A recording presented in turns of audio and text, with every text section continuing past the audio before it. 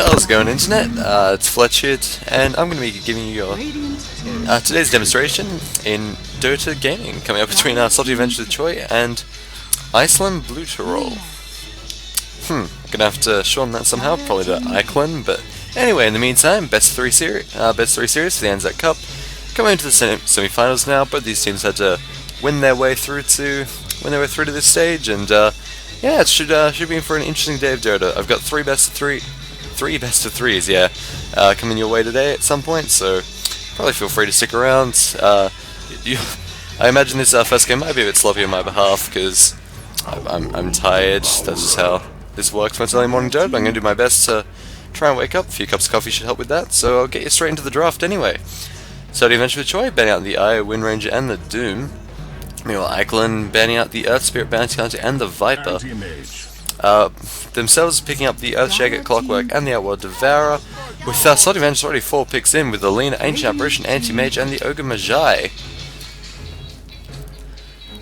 And so Salty Adventures off to a pretty aggressive spam start, given the Ogre Magi, he uses Fire Blast and Ignite as a lot of harass damage in the early game. Ancient Apparition has Cold Feet, which is one of the more effective earlier ganking abilities. Does a surprising amount of damage. A lot of people don't give it the credit they really should. Not to mention the Dragon Slave and Light Strike Array that come out from Lena in the early game. That can just be a pain to come up against. And then, yeah, meanwhile inside of iClen, the Earthshaker, Clockwork, and Outworld Devourer plus Disruptor. By the looks of it, their game plan is going to be for the team fights, try and get everyone as grouped up as possible with the cogs, push that into the Outworld Devourer, followed by an Earthshaker Echo Slam. And with the pick of the Morphling, that does indicate that they may want to go a pretty late game with this. Morphling, of course, not really going to be able to come on board until 25-30 minutes maybe, depending on how much space he is given by Salty Adventures. So yeah, just taking an immediate look at the lineup, I'd give the advantage straight up to Salty Adventures. Just the ability to push with the Broodmother pickup as that final pick. While the Anti-Mage is also going to be very farm reliant, I believe that he'll be able to come online just a little bit earlier than the Morphling, and then with the natural push coming out from the Broodmother, should make life very difficult for iClen. Alright, so going to the lineups, we got Unsullied, going to be on your Anti-Mage, Exile is going to be on your Lena, 6836 going to be playing on that Ancient Apparition, Grim Peeper going to be the Ogre Magi, and Grim going to be on your Broodmother. Meanwhile, over on the side of iClen, we have Pingu going to be on your Outworld Devourer.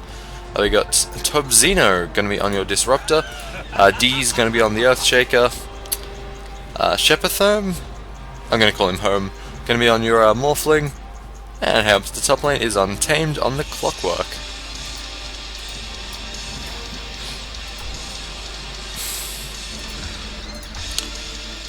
And CH team's making standard rotations around to the jungle. Salt's going to have to be careful here, with Broodmother going down solo.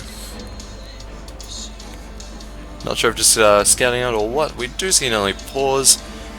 We had this is actually the second attempt at starting up this game. We did have a couple of internet issues earlier with a few of the players, but we should be okay soon. 900 ping is not okay, so yeah, it makes sense they might want to disconnect.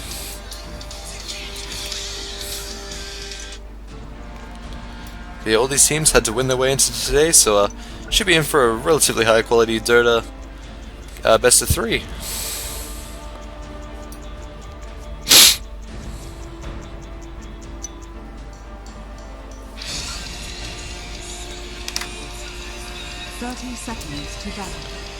It's just going to be standing grouping around the runes, so I'm probably just going to see a rune for rune trade. They are picking out the Broodmother. They do know that she's sitting back here, so they may drop the ward. They're going to just be able to get in a little bit of harassment damage. Deez did think about going for the Fisher, but that would have just blocked him on the wrong side and wasted his mana, so good decision to back out when he did. So it's likely going to be the one fun trade of Pingu picking up the Bounty Room on the side of iClen, and Exile's going to be going for it on the side of Salt.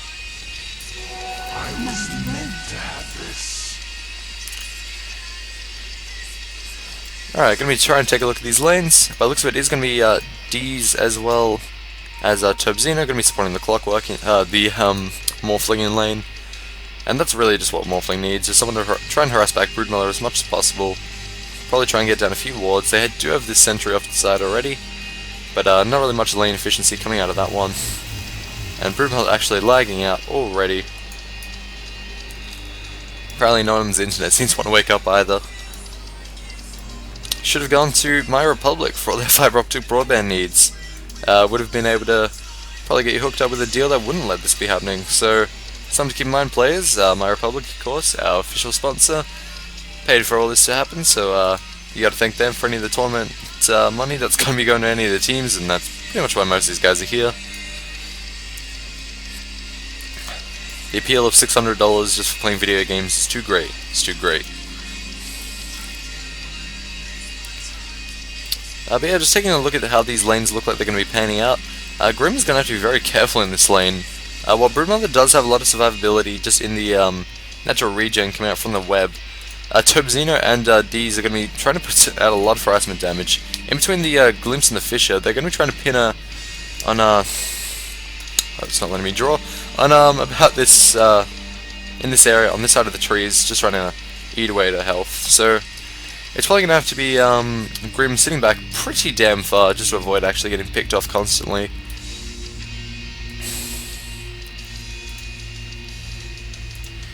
Meanwhile, coming up and taking a look at the top lane, Untamed as well, going to probably be having a pretty difficult lane, but conveniently for him, he's only actually got the one range going to be coming up against him in lane, so he will be able to take a couple more risks when it comes to kind of moving in. But that's it, he doesn't want to underestimate the Okamajai's ability with the Ignite as well as the Fire Blast. And the Ignite already proving some harassment damage there. He does use the cogs very wisely and does drag Grim Peeper down to about 60 mana, which is pretty damn low when you're a mana-based hero. Yeah, I guess a surprisingly low mana pool in the early game for a mana-based hero. And yeah, just gonna be turning around. Untamed just turns around and cancels out the clarity, but does take quite a lot of damage himself, being brought down to only 1/3 health. Meanwhile, bottom lane, Tobzino and Grim just exchanging blows. Always going to be the better outcome for Tobzino if they can't kill him, just because he will heal back up with relative ease. Now, a lineup I haven't mentioned is this mid lane so far. Lina won't be able to get off many of her abilities, just with Pingu always using his Astral Imprisonment. And so, not only giving him more abilities to use, but really restricting how much harassment damage can come out of Lina.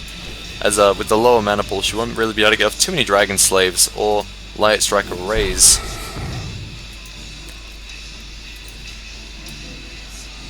Because this mid lane could get quite hard for Lina. While she does have the natural right-click abilities over the Outworld, not so much with the not so much with damage given that Outworld sitting at 65 damage right now, but she does have quite a lot of range. So if Outworld Devourer wants to go for and just right-click harassment, he does have to move in quite close.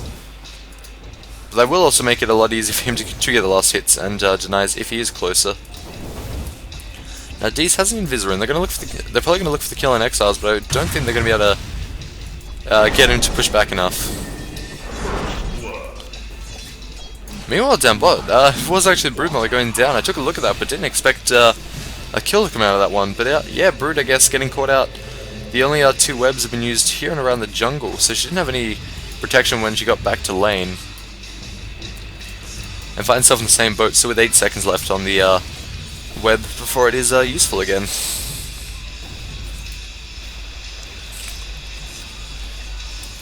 Yeah, Untamed definitely having a harder time than the Brood, even with the kills. Sitting still with 0 and 0 for the last hits. That said, Grim Peeper on the Okamajai, sitting with next to 0 mana, just from that cog drain, but does of course have the Magical Mango on board to restore that. We're going to see another pause coming out of the Broodmother. That could be attributed to the death, given that apparently seeing about 900 ping, which is really not something you can afford. I mean, even here in Australia where we use terrible internet, that's just ridiculous.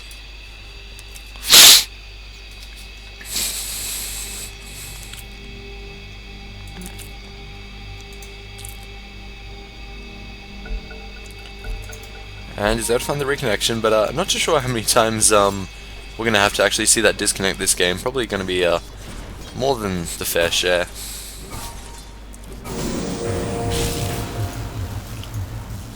Yeah, conveniently for anti-mage, of course, not a very high mana usage hero. It is in fact based around draining them, so it's not like it's going to be a particularly big issue for him to be mana drained down. Ancient Emperor has a reasonable amount of right-click damage actually, as well as the Ogre Magi, so even if Clockwork can drain them down, they'll still find ways to get off some harassment damage. Mid lane actually, Lena killing off the Outward Devourer. You can get an idea as to why. She had no actual imprisonments up on her, so actually had enough mana to get off some kills. Meanwhile, Broodmother actually killing off the Disruptor solo down bot up against the 3. So yeah, a couple of good kills there for Salt. Coming out of seemingly nowhere. Lena shouldn't have been able to get that kill on the Outward Devourer, and Broodmother should never be able to get a solo kill up against 3.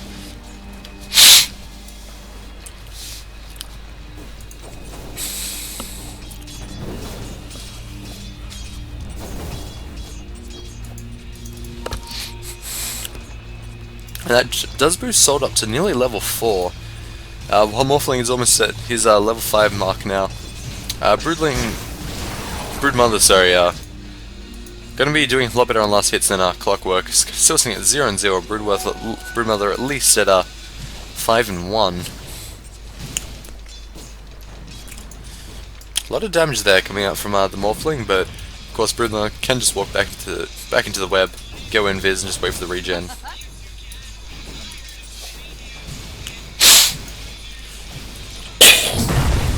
And the Sun's coming out, does find himself under the sentry ward, will likely be going down here, dusted up, and Morphling does get the last right click in there. So yeah, there is the return kill for the disruptor kill from before, but... And that will actually be the second death here for Broodmother, so that's going to really be stunting her farm. Sitting with the Soul Ring on board, but probably should be sitting on something a little bit higher with the solo pick off like that. But yeah, meanwhile, Clockwork in the top lane, unable to get any space, still sitting without a last hit. But that's what you have to do if you're playing the offlane Clock. You just don't go down, pick up as much XP as you can, then go around and gank as soon as you hit your level 6.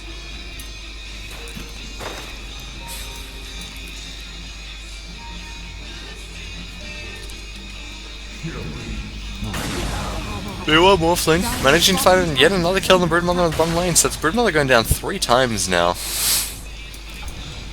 All the kills are against her. And so yeah, something for Salt to really consider. It might just be worth swapping her out, given that she's on such high lag. Maybe put her more into a defensive top position, then try and get Morphling to swap around for... Not Morphling, Anti-Mage swap around and be the solo. But of course, Anti-Mage does need that farm, so... Let's see, that is the one issue that they have had here. They kind of don't have a backup plan. Anti-Mage has to stay in the top lane with the tri lane and farm, or else he won't find any space. And Untamed getting initiated on here. Stun coming out from Grim Peeper, but nothing to follow it up. Salt not getting in range quite for the cold feet, but didn't aim to have to use it.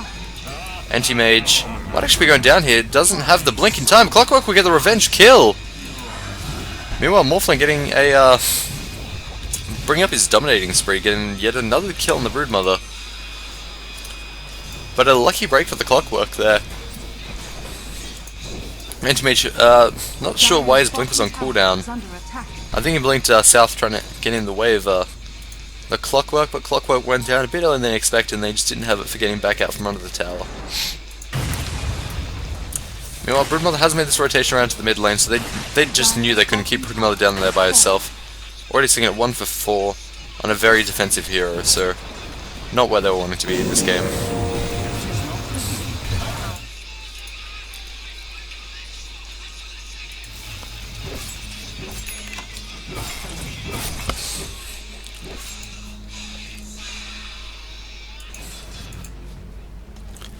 Yeah, sorry for what will likely be a subpar rest of this game cast.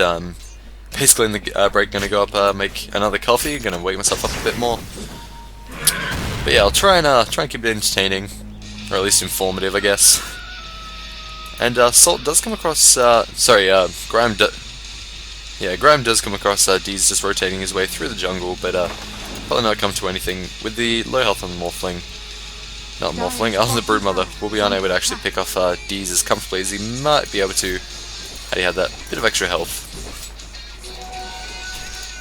But yeah, taking a look at the farm, it's 60 and 16 up on the Broodmother, the Clockwork. Damn it, the Morphling at the moment, compared to the 53 for 21 on the Anti-Mage. So a very good performance is coming out of both of them, with Morphling taking out the slight advantage here. Has the Perseverance on board. Whereas, yeah, Unsullied still only with the Ring of Health. That build could indicate either the either wanting to build into a Vanguard or a Battle Fury. You know, 4 people are getting it here, trying to initiate around Lena, and Lena realizes how in trouble she is now. Getting blocked out, but not stunned up by the Fisher, but it won't make a difference. Disrupt actually getting the last kill, the last hit there.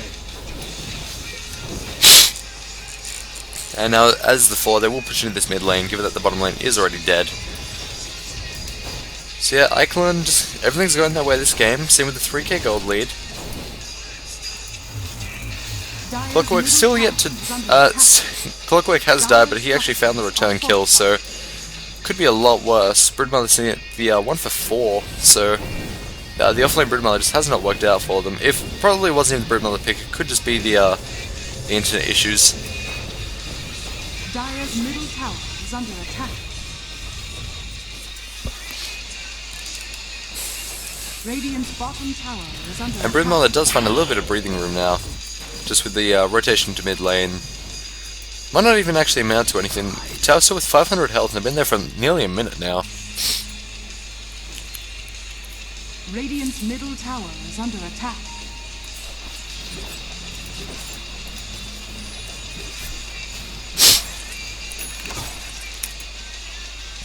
And Untamed, almost touching on that level, almost on the level 5, compared to Unsullied, who does already have his ultimate. So, Clockwork does have to be careful for any surprise jump initiations, because until he gets his hook, he really has no way of getting into and out of fights effectively. He's not a fast guy.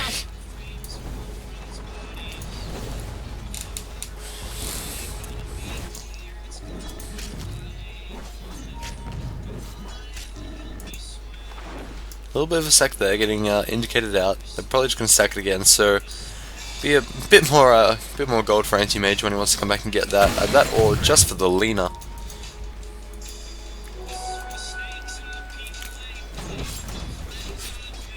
And there is also now the Perseverance up on the Anti-Mage, so his farm's starting to come along a bit better. Exiles, meanwhile, has a Null Talisman, nearly 1,000 gold on board. Could be going for the Yule Scepter early, just for that move speed, as well as its abilities for initiation. And the initiation here is coming out onto Untamed. Untamed still doesn't have his hookshot, so won't be able to get out of this one. Unsullied choosing against using the ultimate. And he is caught in the storm coming out from Tobzino with the excellent rotation in. Anti-Mage will go down here. Grim Peeper trying to come in and do something to help out, but will not work. And an excellent rotation in there from Tobzino. We'll find the return kill.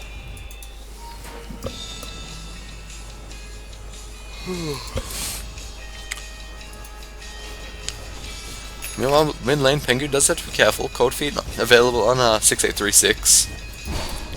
Not to mention the stun that will be coming out from his buddy Lena. And Pengu does have to be careful. Doesn't find the kill on the Lena straight away, but does eventually pick it up. And not much 6836 can do at that point. Tobzino getting chased down by Sullied. Clockwork still doesn't actually have that that hook shot. Is that gonna get the battery is not actually keeping Anti-Mage from being able to blink away properly, so very well played there from the Clockwork. Trying to initiate here onto Septhum. Doesn't have his waveform for another 6 seconds, they won't be able to kill him off in the meantime. Graham just does not have the damage without that spawn Spiderlings. Unless Grim Peeper is able to get off the stun, he'll likely not amount to anything. And in the meantime, Pengu and Deez do make the rotation around, trying to find some kind of return. Pengu running straight over Grim.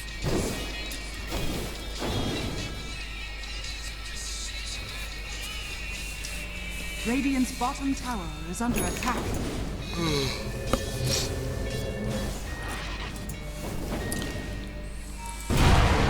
And Lena actually missing the Light Strike array onto Shephertherm, which could have easily led to a pretty comfortable kill. Dire's top Now Lena tower does have to is be careful. 3 nearby. Tobzino does get a glimpse back, caught in the static storm. Fisher will also come out as well, getting right-clicked away, and Morphling with the waveform will find the final pick. And the hookshot coming out from our team straight into 6836. The battery assault will be enough to try and wear him down. Salt is not going to be able to do much other than hold Untamed in place until his teammates can get there. The cold feet does come out, but Untamed walk away relatively unscathed.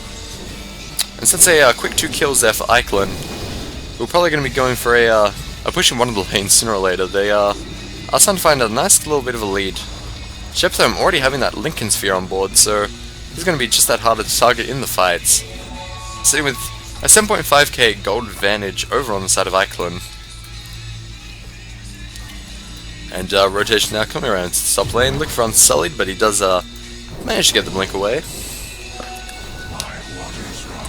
And they could be going for the top tier 1 push, as it is the only tier 1 tower they're actually yet to take. And it will grant them just that little bit of extra map control that they so desire. And it does look like Anti-Mage is going to be building into that Battle Fury just for that extra fast farm.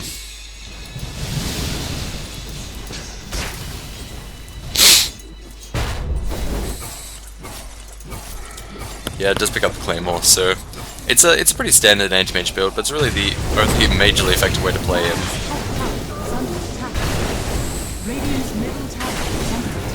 Without it, he just kind of farm as efficiently as he really needs to in order to get those big items like the Mana Style. So I'm expecting a Battle Fury into the Mana Style, and then that should really help out the team fights, giving that extra damage as well as the illusions. So we'll likely come on board all of a sudden.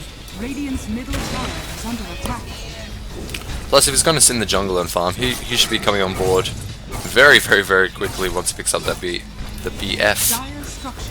Meantime, top tier 1 tower brought down to 431 health, and I assume iClen will stick around and finish this one off. No one's coming up to stop them. Long range Ice Blast will come out and will hit on 3, so I might give them second thoughts about actually pushing into this one. And they do decide to TP out, so well played from the Ancient Apparition. Meanwhile, the hookshot coming out to Lena. The Rocket Barrage, the Battery Assault, my mistake, is coming out from Untamed onto Exiles, and the Outward Devour ult doesn't give her a chance, tearing her a new one. So yeah, just another pick there for iClen, who comfortably found their way in the lead of this match. And Untamed does miss the Battery Assault potential. They've just compared the farms, Shepthorn with the Lincoln Sphere on board, Ring of Bacillus, as well as the Power Treads, whereas Unsullied still yet to actually finish his first major item being the Battle Fury. So, and 145 and 22 are the last hits on Morphling compared to the 110 and 31 up on the Anti-Mage. So yeah, the clear advantage there for the Morphling farmer. And so this slightly late game hero orientation will actually end up working out for them at this rate. Meanwhile, kind of a Grim gets caught off at the side, was dusted up, so unable to run down the cliff.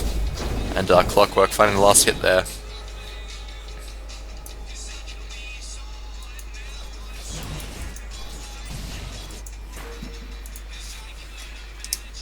I can only imagine that was from Rocket Flare, however, he was in the base. Anyway, he's about halfway to building his blade mail, so he should be coming on board in not too long as well.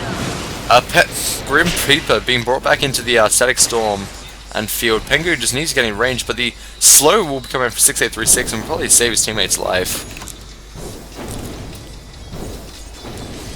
So they can breathe a little easier for now. In the meantime, Sheptham is pushing into this bottom tier 2 quite effectively, bringing it down to half. And Grim's being there just isn't scary enough to actually make Sheptham want to actually back off.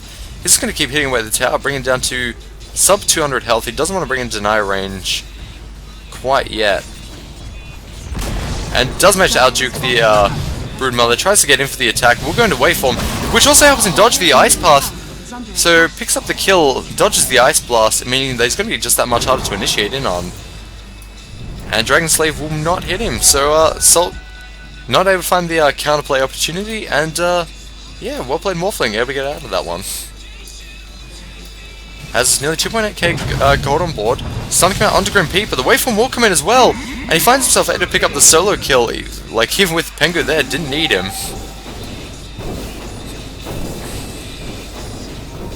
Dire's And that does bring Morphling's gold up to 3.1k, so we'll be able to build whatever he wants in not too long.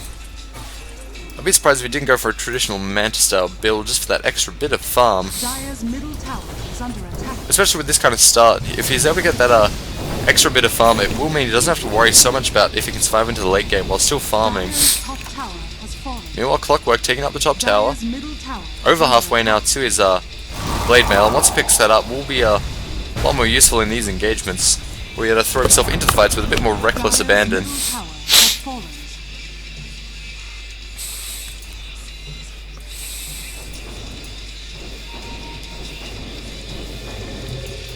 Meanwhile, bottom lane, Shepherdome does manage to scout out the Morphling, who was dusted up, trying to juke him behind the trees, does not work. May have still been lagging, but I guess that's just something that Grim's going to have to deal with at some point or another. And Shepherdome finding himself with still that 3.2k gold. He's got something on the career, I would be surprised. So he's actually going to go to Ghost Scepter, meaning, yeah, so he's going to just be going for a lot more raw damage to be coming out from that waveform, as well as his stun, before he, before he goes into those attacks. Because his right click is going to be lethal in not too long, so, but he knows he can also melt people down pretty comfortably with that waveform and the adaptive strike. Mill Untamed with the hookshot in, coming into 6836, able to find the kill. And yeah, Assault just called the GG already at the 20-minute mark. Haven't even had to make the push uphill into the base, but just the very quick farm there coming out from the Morphling. A few unfortunate incidents from the Broodmother. So it's just kind of an impossible situation to catch up from, and yeah, iClen with a very convincing first game win. I'm sure Assault will find someone to try and come back in the next game, whether it just be get Broodmother a new router or something, but yeah, the Anti-Mage himself didn't really come on board with seeing it 2 for 3 in the end. Clockworker didn't go in for any fights, may have been 2 for 2, but he just managed to make his scene back just that little bit more effective. And yeah, so his actual camp out would have been the Broodmother with 1 for 7, so well played for the Clockwork with his patience up in his lane. Well played the Morphling, seeing it 10 for 0 with nearly the 200 last hits by the 20-minute mark, so good on him. Feel free to stick around, best 3 game of course, so iClen Buterol will be coming in to the next game with the 1-0 advantage over Assault for the Anzac Cup semi-finals. Still a few more games to be played today after this, so feel free to stay tuned, and do keep in mind casting will improve as the day progresses, just as I begin to wake up a bit more. God, I hate living on Adelaide times. Anyway, that's it for me, Fletch, for this game. Find me at Facebook, blah blah blah blah blah. Thank you to My Republic again for sponsoring this, and helping the Anzac Cup be what it is. So yeah, stay tuned guys.